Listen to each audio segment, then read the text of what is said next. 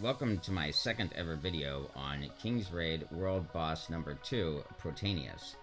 You can check out my first video, I'll leave a link in the description, or you can click on the right hand corner and check out my video. But in this video I have improved quite a lot.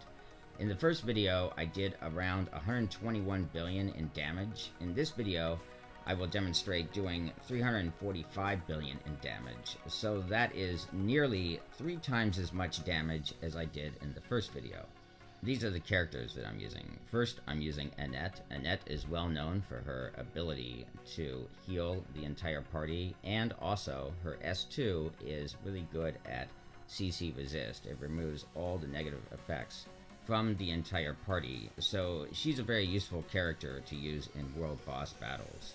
The next character I'm using is May. May is a healer, and she is also a playable NPC character. Now, of course, NPC stands for non-playable character, but in King's Raid, there are playable, non-playable characters. And the good thing about May is she is both a healer and a buffer. I really like May. As you can see, I am using her S1 light perk, which basically prevents her S1 from being dispelled. This is the only world boss that I actually use that particular perk on, because the other 2 bosses don't dispel her S1. With the other 2 world bosses, I can use her S1 dark perk, which allows her S1 to stack up to 8 times instead of 5 times. But on this particular world boss, I use her S1 light because he actually can dispel her S1. So her S1 light prevents him from doing so.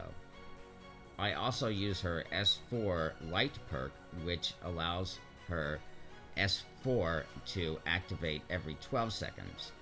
If I was using primarily magical damage dealers, I would use her S4 dark perk, but in this battle I'm using primarily physical damage dealers, so it's better to use her S1 light perk. I'm also using Glenways as my tank. Before, in my previous video, I was using Loman as my tank, but now I'm using Glenways.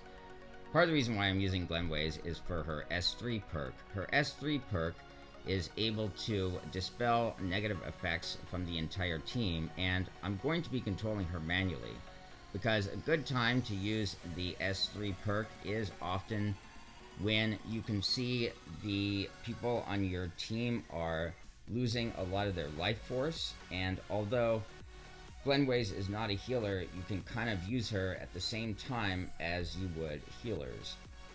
I'm also using the Pumpkin Stuck Evil Spirit artifact that I got with the 2019 Halloween event.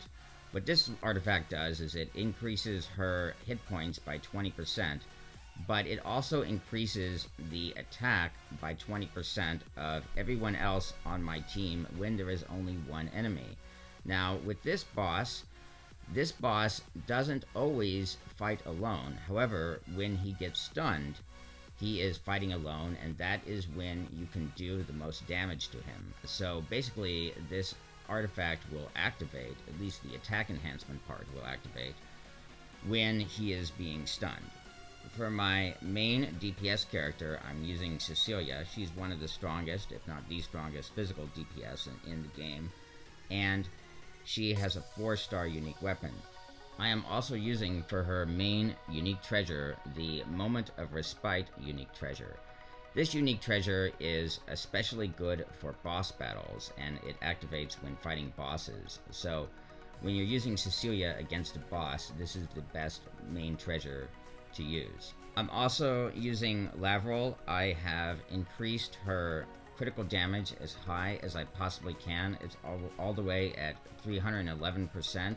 It might be better to have even higher critical damage, but 311% is quite high, and her S2 transfers all of her critical damage to the main DPS character. So that's why you want as much critical damage as possible. I'm also using Priscilla as a sub-DPS character. Priscilla is a warrior, but she also augments the main DPS character. I'm also using Veronica. Veronica is a playable NPC character who is particularly useful and in a way specialized to battle bosses. I'm also equipping her Guild Code of Conduct unique treasure as her main unique treasure. This unique treasure is especially useful against bosses.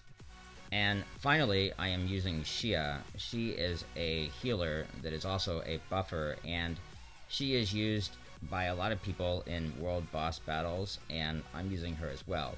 Since Shia does have long cooldown times, it helps to give her a high amount of CC resist, and as you can see, I have her at 100% CC resist. I am also using her Flower of Life unique treasure as her main treasure. That unique treasure causes her S1, which is her most powerful healing skill, to also increase the CC resist of the entire party. So, on to the battle. In this battle, I'm going to use Glenways manually pretty much for the entire battle. I'm also using Shia manually, that way I can focus on using primarily her S2 and S3 and reserve her S1 for when I need to heal. I also have Veronica on manual for now. A little later, I will switch her back to auto. Since I have Veronica's soul weapon, the reason why I'm using her manually, at least in part, is because I want to use her soul weapon when Protianus is stunned. So you know that Protianus is going to be stunned when the yellow bar depletes all the way down, like right now.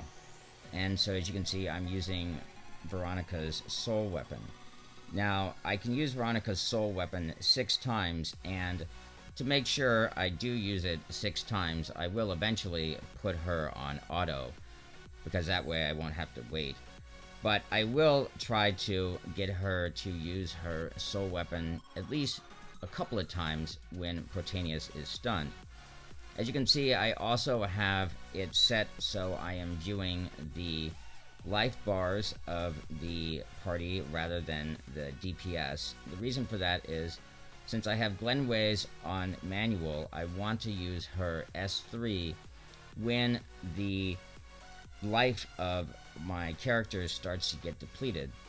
And I can also use healing skills like Shia's S1 skill for that, but the S3 skill for Glenways in many ways sort of works like a healing skill, even though it's not technically a healing skill. And that really is pretty useful in this battle. And in case you're wondering, my main DPS character, Cecilia, does get over 1 billion DPS by the end of this battle. So now I've switched Veronica back to auto, and that should make things a little bit easier. Sometimes when you have too many characters on manual, it can be a little bit overwhelming, so I'd rather focus on the 2 characters, Shia and Glenways, manually for now, and by putting her on auto, I can ensure that Veronica will use her soul weapon as many times as possible before the battle is over, up to 6 times. Since I am aiming to get at least 300 billion in this battle, I am hoping to get to at least 200 billion by the halfway point, which is 2.5 minutes. Like all world boss battles, this boss seems to get harder and harder. Not so much as world boss number 1, but still, all world bosses get progressively harder as the battle goes on, it seems. So we're about to surpass the 200 billion mark right before, there we go. So we did that before the 2.5 minute mark, so we're making a pretty good pace if we want to get past 300 billion at least in total. And that's good because it's going to become increasingly difficult to survive. One thing about this particular world boss is he does get stunned more often than the other world bosses. World boss number 3, Xanadus, never actually gets stunned, and world boss number 1 does get stunned, but it's not as easy to stun him. It just seems like it's a lot easier to deplete the yellow CC bar below Protianus than it is below Mountain Fortress. So I'm just about to cross the 300 billion mark, and so far he actually hasn't killed anybody in my party, so that's pretty good. And there I go, just surpassed 300 billion, and he gets stunned again, and I have about 1.5 minutes left. I am quite pleased that I am able to reach 1.2 billion in DPS with my main DPS character, Cecilia. I haven't quite been able to do that with the other two world bosses. I have gotten about 950 million DPS on those bosses, so I'm close to it. And there, he just killed Cecilia, but I switched back to DPS so you can see that I do have 1.2 billion DPS with her. And that's the end of battle, and I did score 346 billion. Tripling, or nearly tripling, my score from my previous King's Raid World Boss number 2 video. Thanks very much to my Patreon producer, Lena, aka Lollipop, and my Patreon associate producer, Jamie Joy. Thanks to everyone for supporting my channel, and if you like this video, go ahead and give it a like. And if you aren't already, subscribe to my channel, click the bell icon for notifications, and together we shall take over the world. You can also catch me on Instagram, Twitter, Twitch, and Snapchat at ZorkMid123.